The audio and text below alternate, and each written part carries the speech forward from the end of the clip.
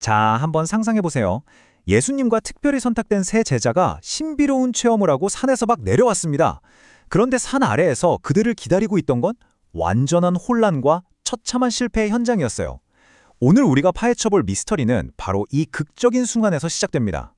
이야기의 한가운데 한 아버지의 절박한 외침이 들려옵니다. 그의 아들이 끔찍한 발작 때문에 불 속으로도 물 속으로도 끼어드는 고통을 겪고 있었거든요. 이 가슴 아픈 호소에 바로 오늘 이야기의 핵심적인 질문이 담겨 있습니다. 도대체 무슨 일이 있었던 걸까요? 자, 첫 번째 파트입니다. 한 소년, 그리고 실패한 제자들.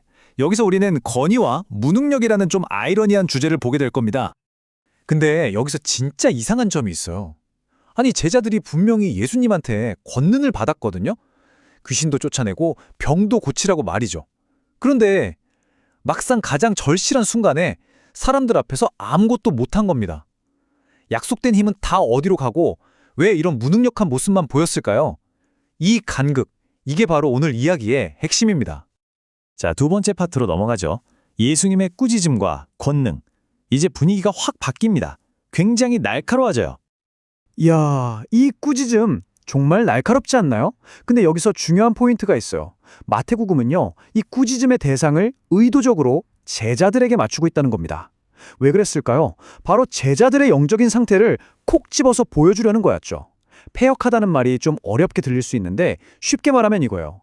원래는 세상에 선한 영향을 줘야 할 사람들이잖아요. 근데 거꾸로 세상의 불신과 의심의 영향을 받아버린 상태. 방향이 완전히 틀어져 버린 거죠. 그리고는 정말 순식간에 상황이 정리됩니다. 예수님은 그냥 한마디 꾸짖으셨을 뿐인데 아이가 바로 나와버려요. 제자들이 쩔쩔매던 그 시간과는 너무나도 비교가 되죠. 이 엄청난 차이, 대체 제자들에게는 뭐가 없었던 걸까요? 뭐가 문제였을까요? 자, 세 번째 파트입니다. 우리는 왜 실패했습니까? 이제 제자들도 궁금해진 거죠. 자기들도 답답했을 거예요.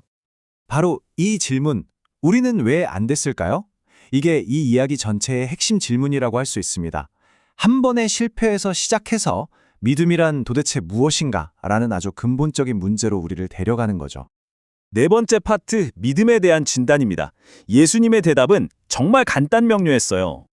바로 너희 믿음이 작기 때문이다. 근데 여기서 우리가 진짜 주목해야 할 부분이 있어요. 예수님이 너희는 믿음이 아예 없어!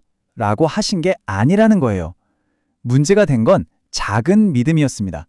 어쩌면 이게 더 무서운 걸 수도 있습니다. 그럼 작은 믿음이 뭘까요? 이게 믿음의 사이즈, 양이 작다는 뜻이 아니에요. 그게 핵심입니다. 믿음의 방향이 틀어졌다는 거예요. 믿음의 대상이 하나님이 아니라 슬그머니 자기 자신, 자기 능력으로 바뀌어버린 상태. 아, 나한테는 예수님이 주신 권능이 있지 하면서 어느 순간부터 능력의 출처인 하나님은 잊어버리고 그 능력 자체를 자기 것인 양 착각하기 시작했던 거죠. 아까 예수님이 패역한 세대라고 하셨잖아요. 이게 바로 그 작은 믿음의 결과인 셈입니다. 방향이 뒤틀려버린 거예요. 하나님의 능력을 세상에 보여줘야 할 사람들이 도리어 세상의 무력함과 불신에 물들어버린 거죠. 왜냐? 자기 자신을 믿기 시작했으니까요. 자, 여기서 그 유명한 겨자씨 비유가 나옵니다. 아마 많이 들어보셨을 텐데 이 비유의 진짜 의미, 우리가 혹시 오해하고 있었던 건 아닐까요? 한번 제대로 들여다보죠. 자, 믿음이 겨자씨 한 알만큼만 있어도 이 산을 옮길 수 있다. 와, 정말 엄청난 말씀이죠. 산을 옮긴다니 이게 도대체 무슨 의미일까요? 바로 이 지점에서 우리가 흔히 하는 오해를 깨야 합니다. 예수님이 강조하신 건요, 내 믿음의 사이즈가 아니에요. 얼마나 큰 믿음인가가 아니라 누구를 믿는 믿음인가. 바로 믿음의 대상이 핵심이라는 거죠. 생각해보세요. 겨자씨 정말 작잖아요. 먼지 같죠? 하지만 그 작은 믿음이라도 그 대상이 온 세상을 만드신 하나님이라면 산을 옮기는 건 일도 아니라는 겁니다. 중요한 건 내 믿음의 강도가 아니라 내 믿음이 가리키는 그 대상의 위대함인 거죠. 이 표를 보시면 그 차이가 확 들어오죠. 왼쪽의 잘못된 믿음, 실패한 믿음은 계속 나한테 초점을 맞춰요. 내 능력, 내 믿음의 크기를 계속 재고 있죠. 반면에 오른쪽의 참된 믿음, 산을 옮기는 믿음은요, 시선이 완전히 달라요. 하나님의 능력에 모든 걸 겁니다. 질문 자체가 바뀌는 거예요. 내 믿음이 얼마나 강하지? 에서 내가 믿는 하나님은 얼마나 위대하신 분이지로요. 결국 제자들의 실수가 바로 이거였던 겁니다. 능력의 근원이신 하나님을 바라보지 않고 어느새 자기 손에 쥐어진 권위라는 도구만 쳐다보고 있었던 거죠. 그래서 참된 믿음은요, 자기 부인에서 시작된다고 하는 거예요. 저는 할 수 없습니다. 하지만 하나님은 하실 수 있습니다. 이렇게 내심을 완전히 빼고 그 자리에 하나님의 능력이 일하시도록 내어드리는 것. 그게 바로 겨자씨 믿음의 비밀인 거죠. 자, 그런데 이 이야기가 그냥 너의 믿음이 틀렸어 하고 꾸짖는 데서 끝나면 너무 아쉽겠죠? 다행히 그렇지가 않습니다. 마지막 파트에서는 실패를 넘어 다시 일어서는 법에 대해 이야기합니다. 여기서 정말 놀라운 장면이 나와요.